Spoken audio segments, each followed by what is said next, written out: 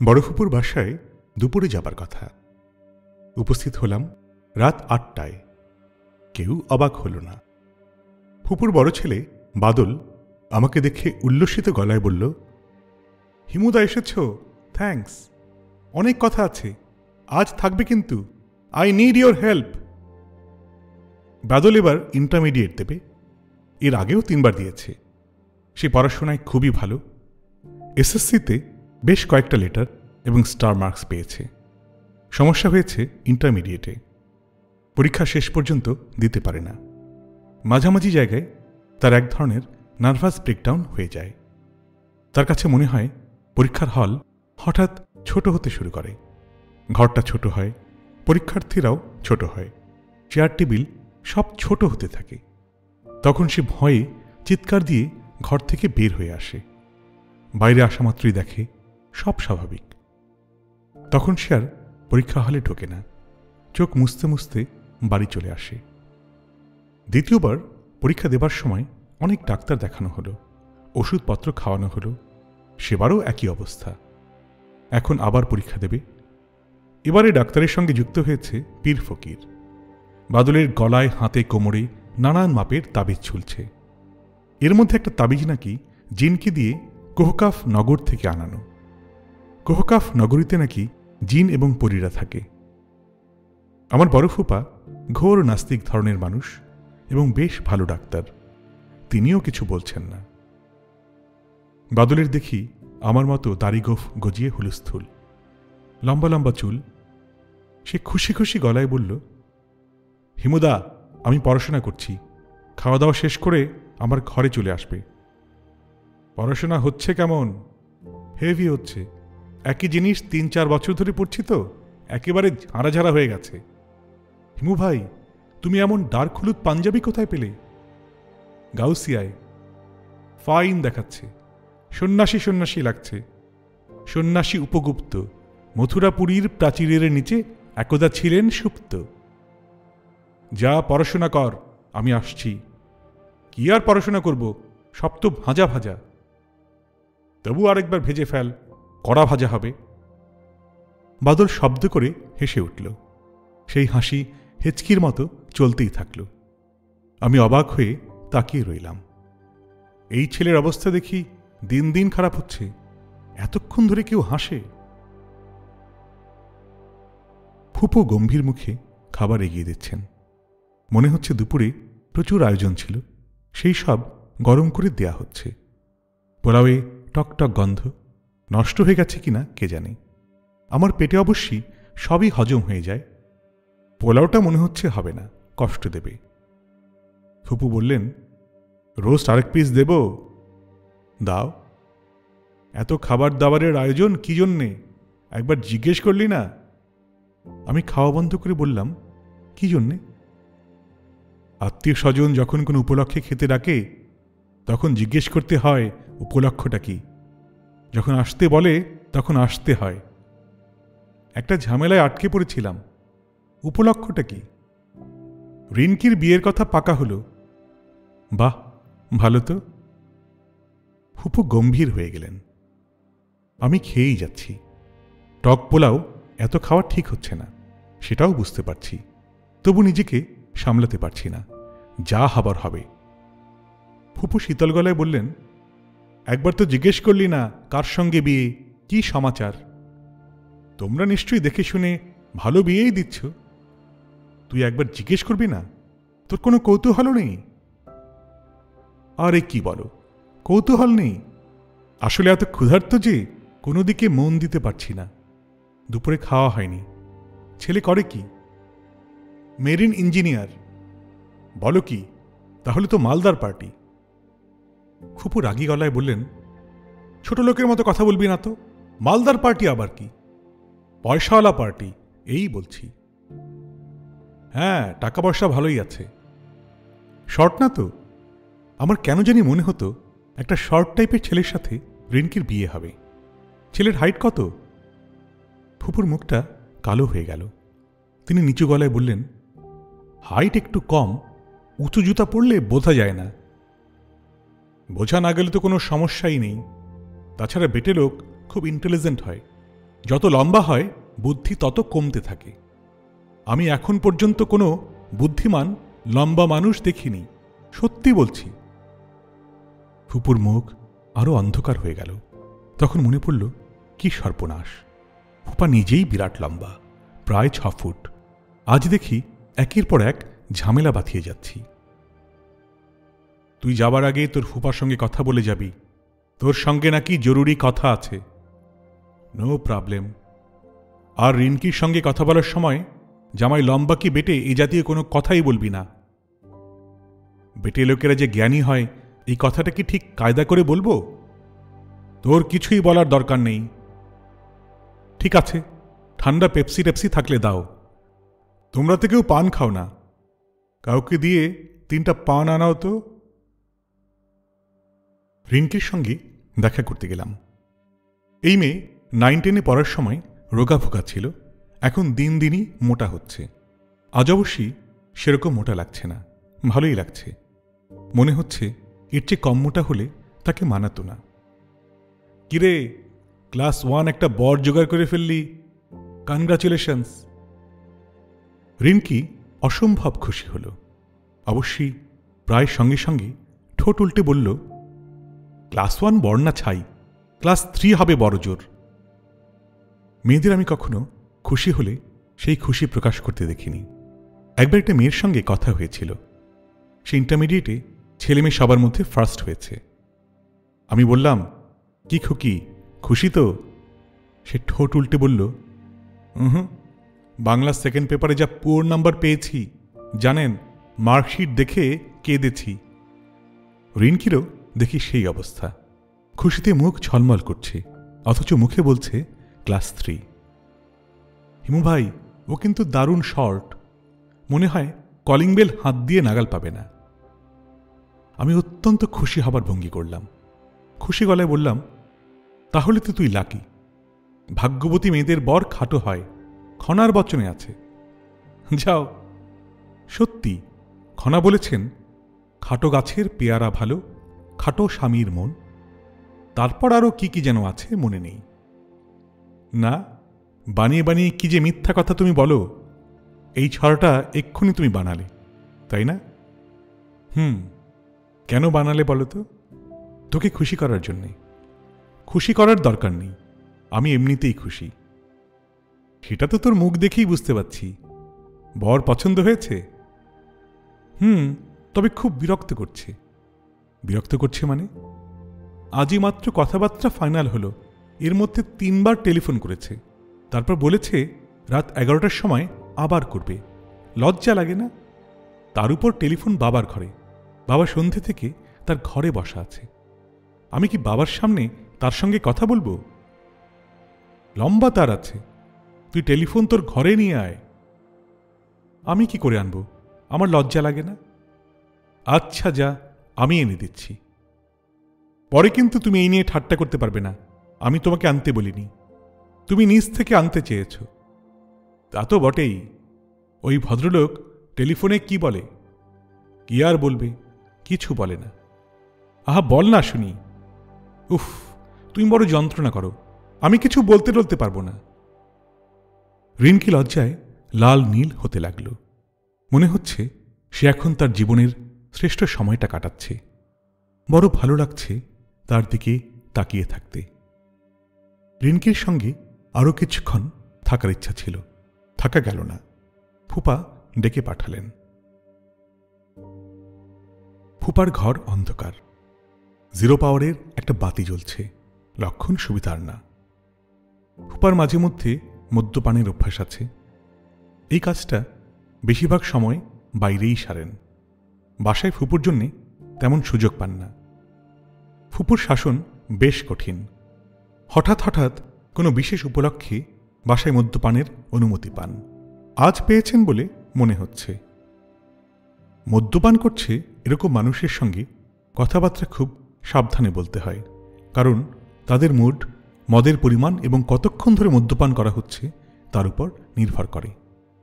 ফুপার তরল অবস্থায় তার সঙ্গে আমার কথাবার্তা বিশেষ হয়নি, কাজেই তরল অবস্থায় তার মেজাজ মর্জি কেমন থাকে তাও জানি না। ফুপা আসবো? হিমু, এসো, দরজা ভিড়িয়ে দাও, তোমার সঙ্গে খুব জরুরি কথা আছে। বসো, সামনের চেয়ারটায় বসো। আমি বসলাম।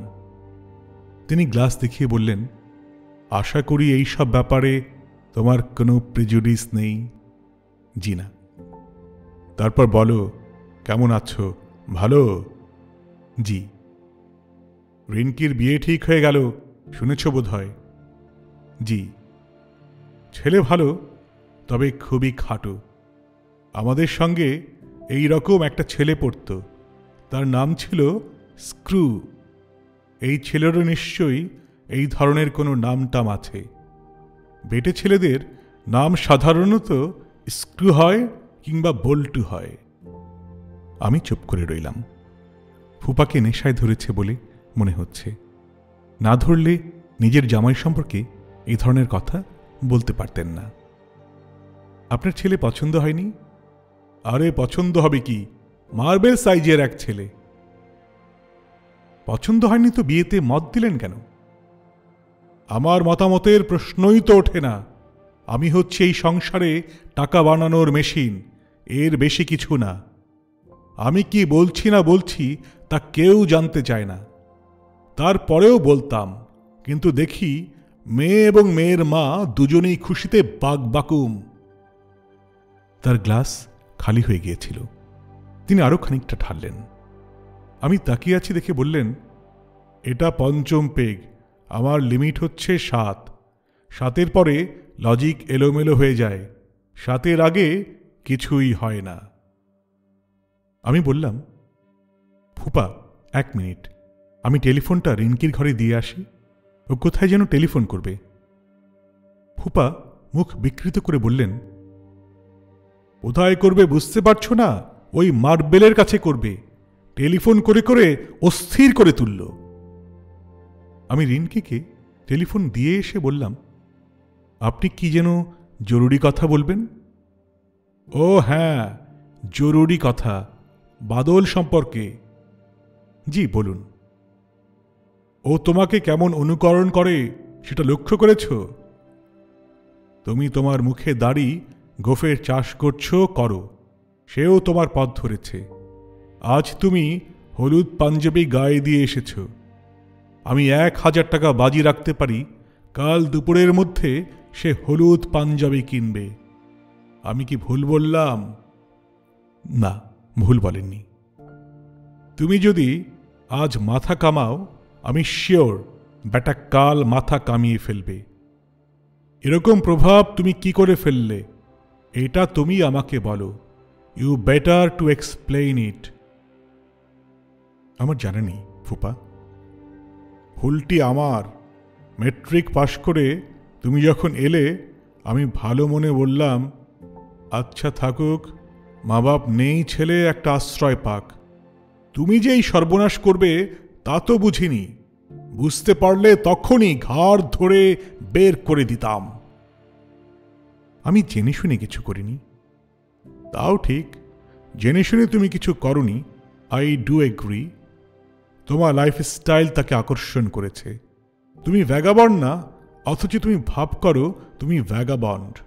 জ্যোৎস্না দেখানোর জন্যে চন্দ্রায় এক জঙ্গলের মধ্যে বাদলকে নিয়ে গেলে, সারা রাত ফেরার নাম নেই। জ্যোৎস্না এমন কি জিনিস যে জঙ্গলে বসে দেখতে হবে? বলো তুমি, তোমার মুখ থেকেই শুনতে চাই। শহরের আলোয় জ্যোৎস্না ঠিক বোঝা যায় না। মানলাম তোমার কথা, ভালো কথা। চন্দ্রায় গিয়ে জ্যোৎস্না দেখো, তাই বলে সারা রাত বসে থাকতে হবে? রাত বাড়ার সঙ্গে সঙ্গে জ্যোৎস্না কিভাবে বদলে যায় সেটাও একটা দেখার মতো ব্যাপার। শেষ রাতে পরিবেশ ভৌতিক হয়ে যায়। তাই নাকি? জি। তাছাড়া জঙ্গলের একটা আলাদা এফেক্ট আছে। শেষ রাতের দিকে গাছগুলি জীবন্ত হয়ে ওঠে। তোমার কথা বুঝলাম না। গাছগুলি জীবন্ত হয় মানে? গাছ তো সবসময় জীবন্ত। জি না, ওরা জীবন্ত, তবে সুপ্ত। খানিকটা জেগে ওঠে পূর্ণিমা রাতে, তাও মধ্যরাতের পর থেকে। জঙ্গলে না গেলে ব্যাপারটা বোঝা যাবে না। আপনি একবার চলুন না, নিজের চোখে দেখবেন। দিন তিনেক পরেই পূর্ণিমা। দিন তিনেক পরেই পূর্ণিমা? জি। এইসব হিসাব নিকাশ সব সময় তোমার কাছে থাকে? জি। একবার গেলে হয়। বলেই ফুপা গম্ভীর হয়ে গেলেন। চোখ বন্ধ করে খানিকক্ষণ ঝিম ধরে বসে রইলেন। তারপর বললেন, তুমি আমাকে পর্যন্ত কনভিন্সড করে ফেলেছিলে। মনে হচ্ছিল তোমার সঙ্গে যাওয়া যেতে পারে। অবশ্য এটা সম্ভব হয়েছে নেশার ঘরে থাকার জন্যে। তা ঠিক, কিছু মানুষ ধরেই নিয়েছে তারা যা ভাবছে তাই ঠিক, তাদের জগৎটাই একমাত্র সত্যি জগৎ। এরা রহস্য খুঁজবে না, এরা স্বপ্ন দেখবে না। চুপ করো তো। আমি চুপ করলাম। ফুপা রাগী গলায় বললেন, তুমি ভ্যাগাবন্ডের মতো ঘুরবে আর ভাববে বিরাট কাজ করে ফেলেছ। তুমি যে অসুস্থ এটা তুমি জানো। ডাক্তার হিসেবে বলছি, তুমি অসুস্থ। You are a sick man. ফুপা, আপনি নিজেও কিন্তু অসুস্থ হয়ে পড়ছেন, বেশি খাচ্ছেন। আপনি বলছেন আপনার লিমিট 7, আমার ধারণা এখন 9 চলছে। তোমার কাছে সিগারেট আছে? আছে। দাও। তিনি সিগারেট ধরালেন, খুক খুক করে কাশলেন। ফুপাকে আমি কখনো সিগারেট খেতে দেখিনি, তবে মদ্যপানের সঙ্গে সিগারেটের ঘনিষ্ঠ সম্পর্ক আছে এই রকম শুনেছি। এমো? জি। রাস্তায় রাস্তায় ভ্যাগাবন্ডের মতো ঘুরে তুমি যদি আনন্দ পাও, তুমি অবশ্যই তা করতে পারো। It is your life. কিন্তু আমার ছেলেও তাই করবে তা তো হয় না। ও কি তা করছে নাকি? এখনো শুরু করেনি, তবে করবে। 2 বছর তুমি ওর সঙ্গে ছিলে, একই ঘরে ঘুমিয়েছ। এই 2 বছরে তুমি ওর মাথাটা খেয়েছ। তুমি আর এ বাড়িতে আসবে না। জি আচ্ছা, আসবো না। এ বাড়ির ছায়া তুমি মারাবে না। ঠিক আছে। এই বাড়ির ত্রিসীমানায় যদি তোমাকে দেখি, তাহলে পিটিয়ে তোমার পিঠের ছাল তুলে ফেলব। আপনার নেশা হয়ে গেছে ফুপা, পিটিয়ে ছাল তোলা যায় না। আপনার লজিক এলোমেলো হয়ে যাচ্ছে। ফুপার সিগারেট নিভে গেছে। সিগারেটে অনভ্যস্ত লোকজন সিগারেটের আগুন বেশিক্ষণ ধরিয়ে রাখতে পারে না। আমি আবার তার সিগারেট ধরিয়ে দিলাম। ফুপা বললেন, তোমাকে আমি একটা প্রপোজাল দিতে চাই। অ্যাকসেপ্ট করবে কি করবে না ভেবে দেখো। কি প্রপোজাল? তোমাকে একটি চাকরি জোগাড় করে দিতে চাই। As a matter of fact, আমার হাতে একটা চাকরি আছে। আহামরি কিছু না, তবে তোমার চলে যাবে। বেতন কত? ঠিক জানি না। 3000-এর কম হবে না, বেশিও হতে পারে। তেমন সুবিধার চাকরি বলে তো মনে হচ্ছে না। ভিক্ষা করে জীবনযাপন করার চেয়ে কি ভালো না? না, ভিক্ষা করে বেঁচে থাকার আলাদা আনন্দ আছে। প্রাচীন ভারতের সাধু সন্ন্যাসীদের সবাই ভিক্ষা করতেন। বাউল সম্প্রদায়ের সাধনার একটা বড় অঙ্গ হচ্ছে ভিক্ষাবৃত্তি। এরা অবশ্যই ভিক্ষা বলে না, এরা বলে মাধুকরী। আমার কাছে লেকচার ঝাড়বে না। ফুপা, আমি কি তাহলে উঠব? যাও, ওঠো। শুধু একটা জিনিস বলো, যে ধরনের জীবনযাপন করছো তাতে আনন্দটা কি? যা ইচ্ছে করতে পারার একটা আনন্দ আছে না? যা ইচ্ছা তুমি কি তাই করতে পারবে? অবশ্যই পারবো। বলুন কি করতে হবে? খুন করতে পারবে? কেন পারবো না? খুন করা আসলে খুব সহজ ব্যাপার। সহজ ব্যাপার? অবশ্যই সহজ ব্যাপার, যে কেউ করতে পারে। রোজ কতগুলি খুন হচ্ছে দেখছেন না? খবরের কাগজ খুললেই দেখবেন। আমার তো রোজই 1-2 মানুষকে খুন করতে ইচ্ছা করে। হিমো, you are a sick man, you are a sick man. আর খাবেন না ফুপা, আপনি মাতাল হয়ে গেছেন। কি করে বুঝলে মাতাল হয়ে গেছি? কি করে বুঝলে? মাতালরা প্রতিটা বাক্য 2 বার করে বলে, আপনিও তাই বলছেন। আপনি বাথরুমে গিয়ে বমির চেষ্টা করুন, বমি করলে ভালো লাগবে। বলেই আমি চেয়ার ছেড়ে সরে গেলাম। বমির কথা মনে করিয়ে দিয়েছি, কাজেই ফুপা এখন হরবর করে বমি করবেন। হলেও তাই, তিনি চারদিক ভাসিয়ে দিলেন ওয়াক ওয়াক শব্দে। ফুপো ছুটে এলেন। তিনি তার সাজানো ঘরের অবস্থা দেখে স্তম্ভিত। ফুপাকে দেখে মনে হচ্ছে তার নাড়ি ভুঁড়ি উল্টে আসছে। হঠাৎ হয়তো দেখব বমির সঙ্গে তার পাকস্থলী বের হয়ে আসছে। সেই দৃশ্য খুব সুখকর হবে না। আমি বারান্দায় চলে এলাম। রিনকি ছুটে এসেছে। বাদলও এসেছে। ফুপা চিচি করে বলছেন, সুরমা, আমি মরে যাচ্ছি, ও সুরমা, আমি মরে যাচ্ছি। বমি করতে করতে কোনো মাতাল মারা যায় বলে আমার জানা নাই, কাজেই আমি রাস্তায় নেমে এলাম। সিগারেট কেনা দরকার। আকাশে মেঘের আনাগোনা, বৃষ্টি হবে কিনা কে জানে, হলে ভালোই হয়। এই বছর এখনো বৃষ্টিতে ভেজা হয়নি, নবধারা জলে স্নান বাকি আছে। সিগারেটের সঙ্গে জর্দা দেয়া দুটো পান কিনলাম। জর্দার নাম সবই পুংলিঙ্গে, দাদা জর্দা, বাবা জর্দা, মা জর্দা, খালা জর্দা এখনো বাজারে আসেনি, যদিও মহিলারাই জর্দা বেশি খান। কোন একটা জর্দা কোম্পানিকে এই আইডিয়াটা দিয়ে দেখলে হয়। প্রথমবার ঢোকার সময় ফুপুকে যত গম্ভীর দেখলাম, দ্বিতীয়বারে তার চেয়েও বেশি গম্ভীর মনে হয়। ফুপু কোমরে হাত দিয়ে দাঁড়িয়ে, কাজের মেয়ে বালতি আর ঝাঁটা হাতে যাচ্ছে, কাজের ছেলেটির হাতে ফিনাইল। ফুপুর কিছুটা সূচিবায়ুর মতো আছে, আজ সারা রাতই বোধ হয় ধোয়াধুয়ি চলবে। ফুপু বললেন, তুই তাহলে আছিস? আমি ভাবলাম চলে গিয়েছিস। পান কিনতে গিয়েছিলাম। ফুপার কি অবস্থা? অবস্থা কি জিজ্ঞেস করছিস? লজ্জা করে না? তোর সামনে গিলল, তুই একবার না করতে পারলি না? চাকর বাকর আছে, কি লজ্জার কথা। তুই কি আজ এখানে থাকবি? হ্যাঁ। এখানে থাকার তোর দরকারটা কি? এত রাতে যাব কোথায়? ফুপু শোবার ঘরের দিকে রওনা হলেন। টেলিফোনে ক্রমাগত রিং হচ্ছে। এগিয়ে গেলাম টেলিফোনের দিকে। রিনকির ঘর পর্যন্ত টেলিফোন নেওয়া যায়নি, তার এত লম্বা নয়, টেলিফোন বারান্দায় রাখা। আমি রিসিভার তুলতেই ওপাশ থেকে উদ্বিগ্ন গলা পাওয়া গেল। এটা কি রিনকিদের বাসা? হ্যাঁ। দয়া করে ওকে একটু ডেকে দেবেন। আপনি কে আমি জানতে পারি? এবারের নিয়মকানুন খুব কড়া। অপরিচিত লোক যদি রিনকিকে ডাকে তাহলে রিনকিকে বলা যাবে না। আমি এজাজ। আপনি কি মেরিন ইঞ্জিনিয়ার? জি। আমাকে আপনি চিনবেন না, আমার নাম। আপনি কে তা আমি বুঝতে পেরেছি, আপনি হচ্ছেন হিমু ভাই। আমি সত্যি সত্যি চমৎকৃত হলাম। এর মধ্যে রিনকি আমার গল্প করে ফেলেছে। এমনভাবে করেছে যে ভদ্রলোক চট করে আমার কয়েকটা বাক্যতেই আমাকে চিনে ফেললেন। ভদ্রলোকের বুদ্ধি তো ভালোই।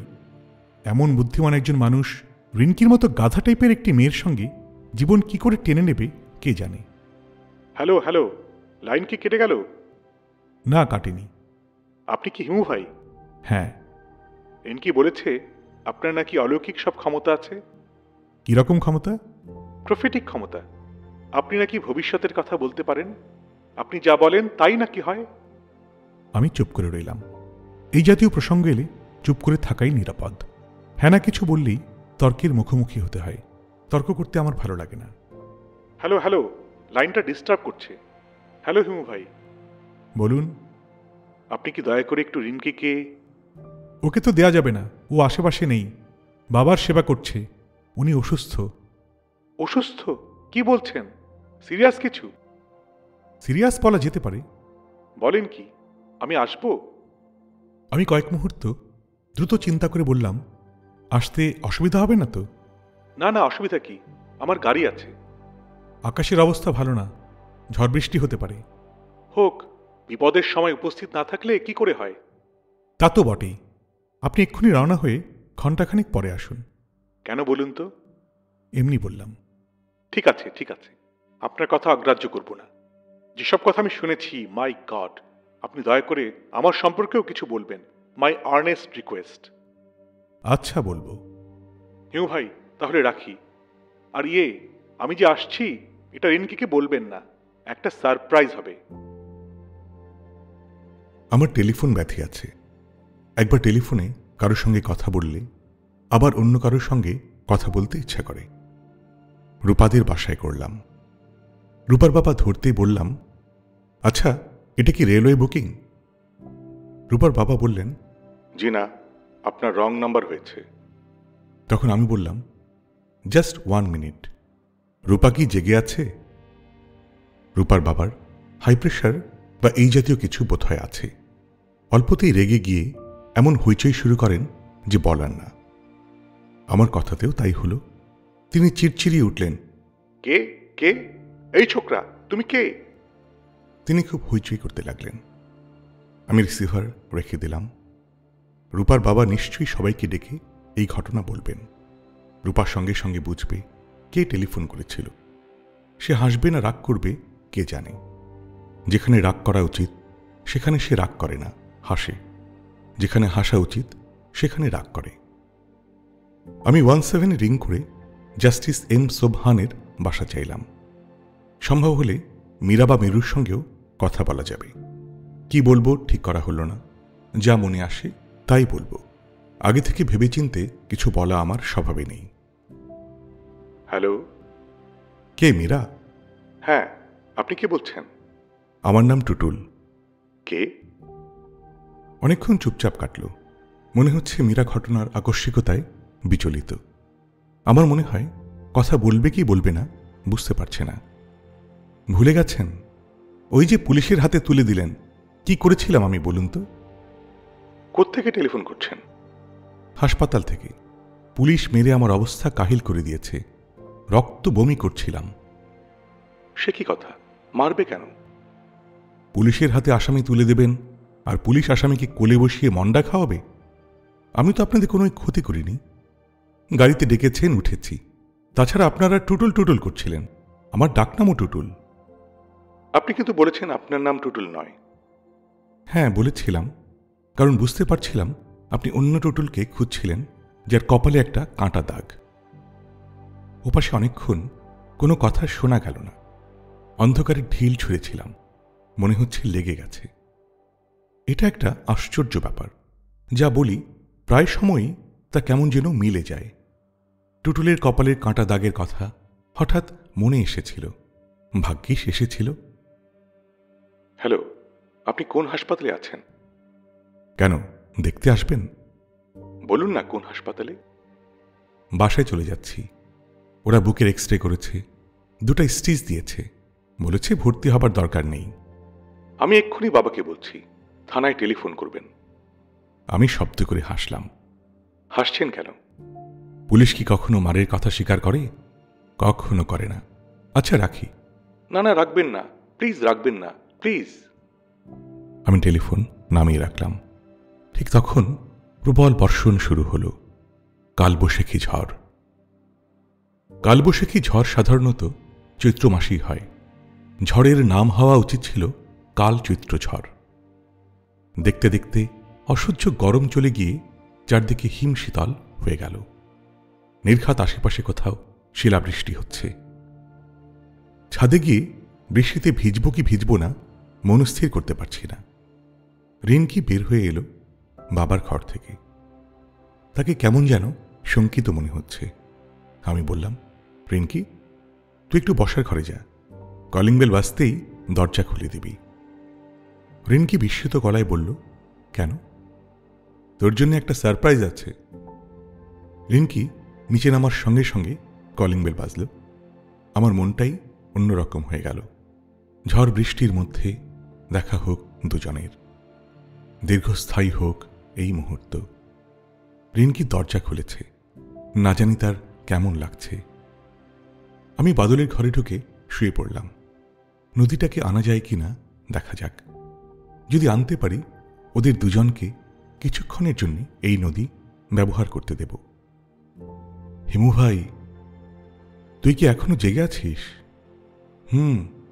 রাতে আমার ঘুম হয় না। বলিস কি? ঘুমের ওষুধ খাই, তাতেও লাভ হয় না। 10 মিলিগ্রাম করে ফ্রিজিয়াম। আজ খেয়েছিস? না, আজ সারা রাত তোমার সঙ্গে গল্প করব। গল্প করতে ইচ্ছা করছে না। আজ তোকে ঘুম পাড়িয়ে দিই। ঘুমোতে ইচ্ছে করছে না। আজ ঘুমিয়ে থাক, কাল গল্প করব। ঘুম আসবে না। বললাম ঘুম এনে দিচ্ছি। নাকি তুই আমার কথা বিশ্বাস করিস না? কি যে বলো, কেন বিশ্বাস করব না? তুমি যা বলো তাই হয়। বেশ, তাহলে চোখ বন্ধ কর। করলাম। মনে কর তুই হেঁটে হেঁটে যাচ্ছিস। চৈত্র মাসের কড়া রোদ। হাঁটছিস শহরের রাস্তায়। হ্যাঁ, এখন তুই শহর থেকে বেরিয়ে এসেছিস। গ্রাম, বিকেল হচ্ছে। সূর্য নরম, রোদে কোনো তেজ নেই। ফুরফুর বাতাস। তোর শরীর ঠান্ডা হয়ে এসেছে। হঠাৎ তোর সামনে একটা নদী পড়ল। নদীতে হাঁটু জল, কি ঠান্ডা পানি, কি পরিষ্কার। আজলা ভরে তুই পানি খাচ্ছিস। ঘুমে তোর চোখ জড়িয়ে আসছে, ইচ্ছা করছে নদীর মধ্যেই শুয়ে পড়তে। নদীর ধারে বিশাল একটা পাকুর গাছ। তুই সেই পাকুর গাছের নিচে এসে দাঁড়িয়েছিস। এখন শুয়ে পড়লি, খুব নরম হালকা দুর্বা ঘাসের উপর শুয়েছিস। আর জেগে থাকতে পারছিস না, রাত্রির ঘুম তোর চোখে। বাদল এবার আর হুঁ বলল না। কিছুক্ষণের মধ্যে তার ভারী নিঃশ্বাসের শব্দ শোনা গেল। এই ঘুম সহজে ভাঙবে না। কেউ যদি এটাকে কোনো অস্বাভাবিক বা অলৌকিক কিছু ভেবে বসেন, তাহলে ভুল করবেন। পুরো ব্যাপারটার পেছনে কাজ করছে আমার প্রতি বাদলের অন্ধভক্তি, যে ভক্তি কোনো নিয়ম মানে না, যার শিকড় অনেক দূর পর্যন্ত ছড়ানো। বাদল না হয়ে অন্য কেউ যদি হতো, তাহলে আমার এই পদ্ধতি কাজ করত না। এই ছেলেটা আমাকে বড়ই পছন্দ করে। সে আমাকে মহাপুরুষের পর্যায়ে ফেলে রেখেছে। আমি মহাপুরুষ না। আমি ক্রমাগত মিথ্যা কথা বলি। অসহায় মানুষদের দুঃখ কষ্ট আমাকে মোটেই অভিভূত করে না। একবার আমি একজন ঠেলাওয়ালার গালেও চড় দিয়েছিলাম। ঠেলাওয়ালা হঠাৎ ধাক্কা দিয়ে আমাকে রাস্তার ড্রেনে ফেলে দিয়েছিল। নোংরা পানিতে আমার সমস্ত শরীর মাখামাখি। সেই অবস্থাতেই উঠে এসে আমি তার গালে চড় বসালাম। বুড়ো ঠেলাওয়ালা বলল, ধাক্কা দিয়ে না ফেললে আপনি গাড়ির তলে পড়তেন। আসলেই তাই। যেখানে আমি দাঁড়িয়েছিলাম ঠিক সেখান দিয়ে একটা পাজেরো জিপ টার্ন নিল। নতুন আসা এই জিপগুলির আচার আচরণ ট্রাকের মতো। আমি গম্ভীর গলায় বললাম, মরলে মরতাম, তাই বলে তুমি আমাকে নর্দমায় ফেলবে? ঠেলাওয়ালা করুণ গলায় বলল, মাফ কইরা দেন, আর ফেলুম না। আমি আগের চেয়ে রাগী গলায় বললাম, মাফের কোনো প্রশ্নই আসে না। তুমি কাপড় ধোয়ার লন্ড্রির পয়সা দেবে। গরিব মানুষ, গরিব মানুষ ধনী মানুষ বুঝি না, বের করো কি আছে। অবাক বিস্ময়ে বুড়ো আমার দিকে তাকিয়ে রইল। আমি বললাম, কোনো কথা শুনতে চাই না, বের করো কি আছে। মাঝে মাঝে মানুষকে তীব্র আঘাত করতে ভালো লাগে। কঠিন মানসিক যন্ত্রণায় কাউকে দগ্ধ করার আনন্দের কাছে সব আনন্দই ফিকে। এই লোকটি আমার জীবন রক্ষা করেছে।